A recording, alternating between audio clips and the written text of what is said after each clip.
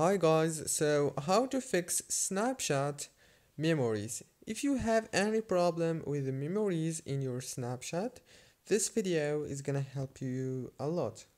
First thing, go to the settings and then go to the apps manager. When you open the apps manager on this page, you will find every single app that you have on your phone. Or what you wanna do is scroll until you find Snapchat and click on it.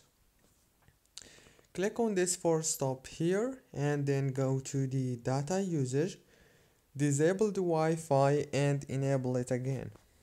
And then go back to the home page, open the Play Store or the App Store if you have iPhone, search for Snapchat and click on update.